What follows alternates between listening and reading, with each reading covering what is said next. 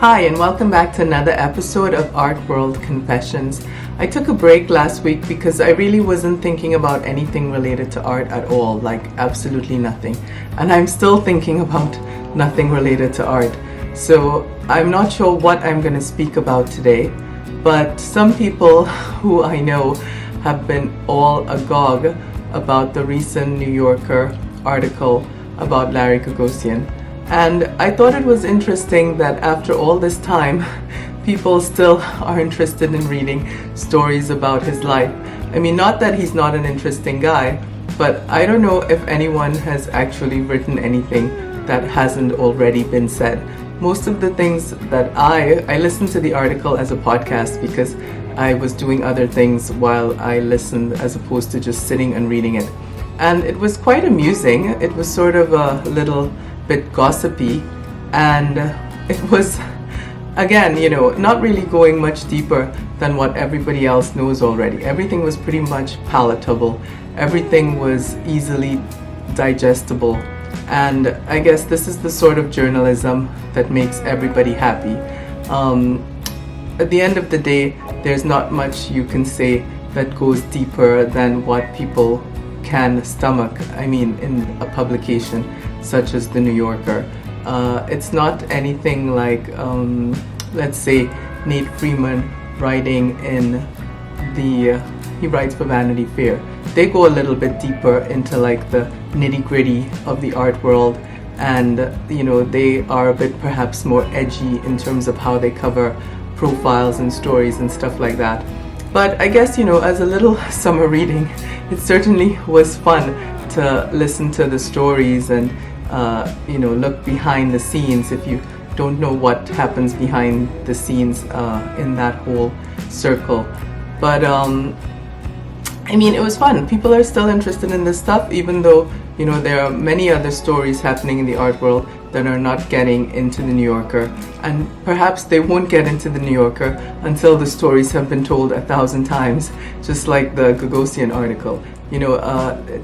They're kind of like a museum in that sense.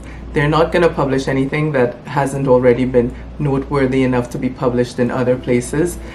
It's the same with museums. By the time they show an artist, that artist has already shown in multiple locations all over the world, galleries, art fairs, biennales, and they're always sort of late to the table. But by the time the artist gets there, it's the crowning glory, and everyone who hasn't bought the work by then jumps on board to buy the work, as it has this now stamp of institutional approval. So I guess it's the same.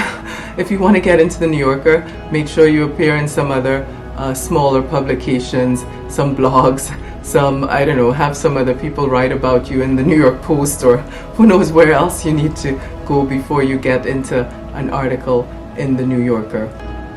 There's so many young people doing amazing things. There's so many up-and-comers, not just as gallerists, but as any given thing. But we're going to read the same stories over and over and over again about the same people, and just hearing the same information that we've known for 10, 20, 30 years, always again in the publications like the New Yorker. So anyways, I hope you had a good summer. I hope everything's going well with everyone in the art world.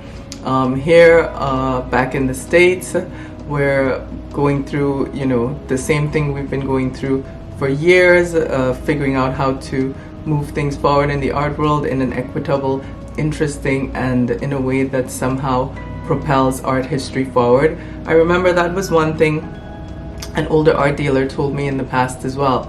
He said, when you think of working with artists, he's like, there are many good artists, everyone has talent, but when you think of working with an artist, you have to ask yourself the question, who's moving art history forward? Who's doing something to add to art history? And I think that's good to remember, even when we think of these amazing dealers and all that they've done and stuff like that.